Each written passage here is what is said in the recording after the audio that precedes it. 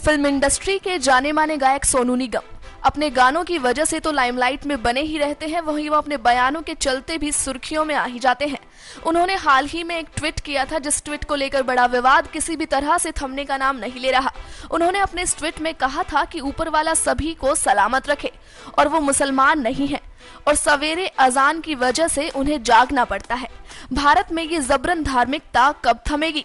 वहीं जब हाल ही में दिग्गज अभिनेता रजा मुराद से सोनू निगम से जुड़े इस विवाद को लेकर सवाल किया गया, तो सुनिए इस पर उन्होंने क्या कुछ कहा। देखिए, सोनू निगम जो हैं वो एक महान गायक हैं और हर कौम से ताल्लुक रखने वाले लोग उनके फैन हैं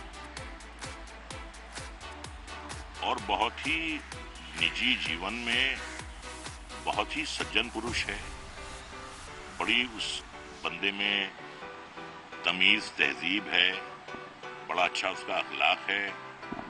मेरी समझ में ये नहीं आता कि उस जैसा बंदा, उस जैसा कलाकार, उस जैसा इंसान ऐसी बात कैसे कर सकता है। अब उन्होंने जो शब्दों का इस्तेमाल किया है, चोंचलेबाजी या गुंडागर्दी, नमाज पढ़ना या अजान देना जो है वो चोंचलेबाजी नहीं है, वो गुंडागर्दी नहीं है। ना पूजा करना गुंडागर्दी है, ना गुरबानी। तो एक ऐसी बात जब आप करते हो, इस बात को करने के दूसरे तरीके भी हो सकते थे, लेकिन आपके ये शब्द लोगों के दिलों को ठेस पहुंचा रहे हैं। बात करने का तरीका होता है। मैं कहूं कि ये मेरे बाप की बीवी है। बाप की बीवी कौन होती है? माँ। और मैं ये कहूं कि ये मेरी माता है, मेरी मातोश्री है, मेरी वालिदा। बात कौन सी सही है? माँ है ना।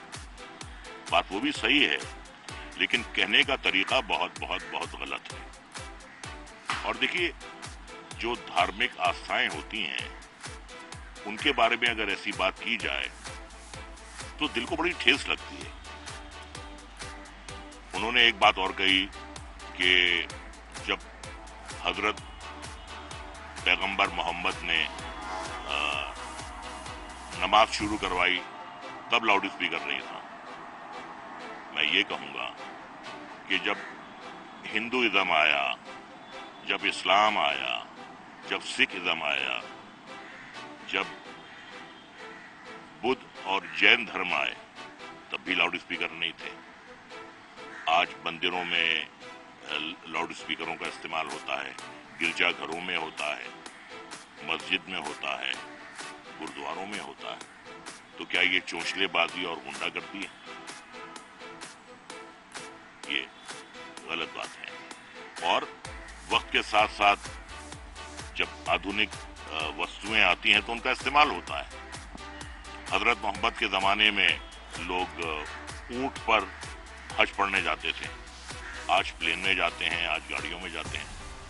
तो क्या ये कहा जाए कि वो उस ज़माने में लोग ऊंट के जरिए जाते थे तो आप अब भी ऊंटों का इस्तेमाल करें? तो ये दोनों बातें जो हैं उनकी, ये सुनने में अच्छी नहीं लग रही। देखिए, जागरण होता है, हम कभी किसी ने एतराज नहीं किया। सुबह सुबह मंदिरों में घंटियां बजती हैं, हमारे तो कानों में बहुत अच्छी लगती हैं। रात भर गुरबानी चलती है गोल्डन टेम्पल में, बहुत अच्छा लगता है सुनना। किसी भी, और एक इंटरव्यू में अभी प्रियंका चोपड़ा ने कहा था, वो वहां गई थी, अपने भोपाल शूटिंग कर रही थी, तो उन्होंने ये कहा कि सुबह सुबह जब अजान की आवाज आती है तो उन्हें बहुत बुरी लगती है। तो अब इसके पीछे क्या वजह है जो उन्होंने ऐसी बात कही है या ऐसे शब्दों का इस्तेमाल किया है? लेकिन इस मुल्क के जो 20 करोड़ मुसलमान हैं वो आहत हुए हैं, उनके दिल को ठेस पहुंची है। और ना सिर्फ हिंदुस्तान के बल्कि दुनिया के जो और भी मुसलमान हैं, कोई भी इस बात को पसंद नहीं करेगा।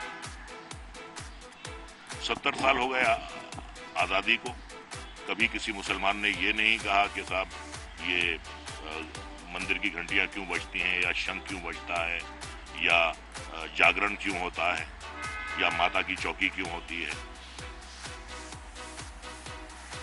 या देखिए, गणपति बप्पा आते हैं, हम उनका स्वागत करते हैं।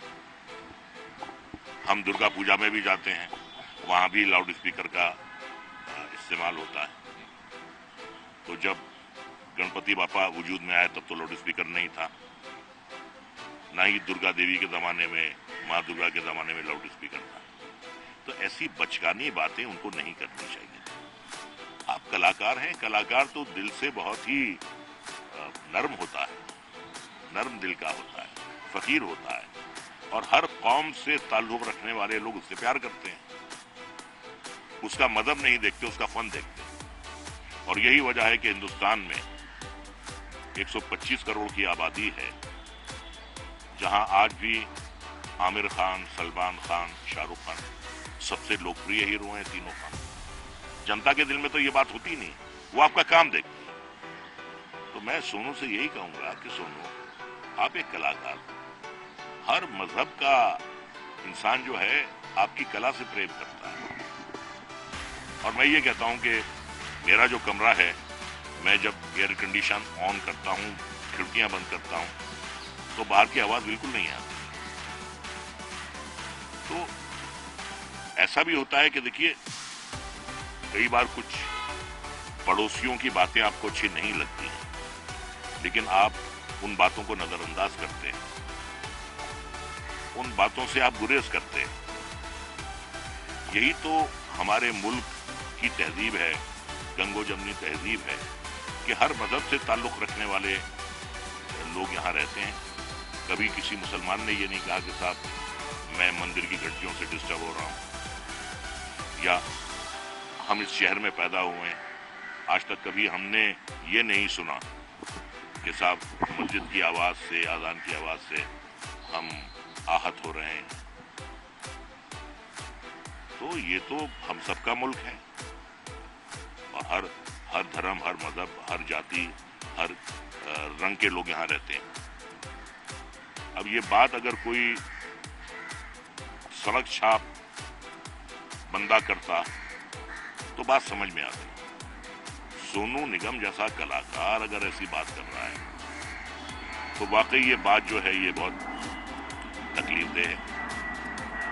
आखिर में इतना कहूंगा कि भाई, आप शारजा में शो करने जाते हैं, आप दुबई में शो करने जाते हैं, आप कतर में शो करने जाते हैं, आप मस्कत में शो करने जाते हैं,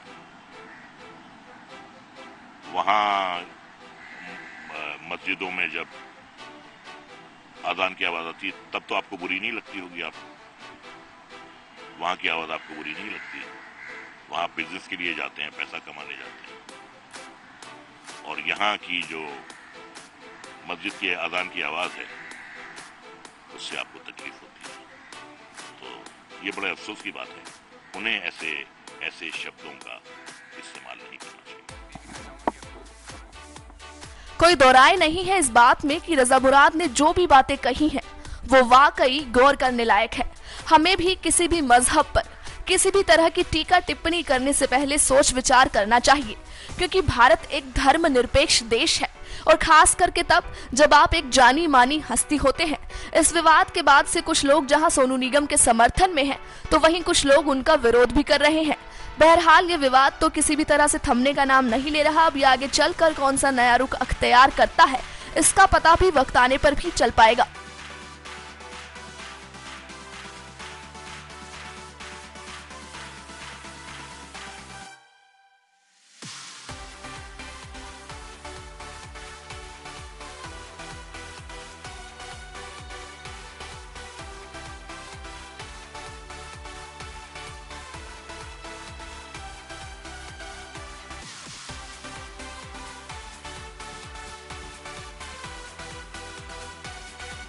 Next 9 Newsroom की report. Subscribe now to receive new updates, reviews and news.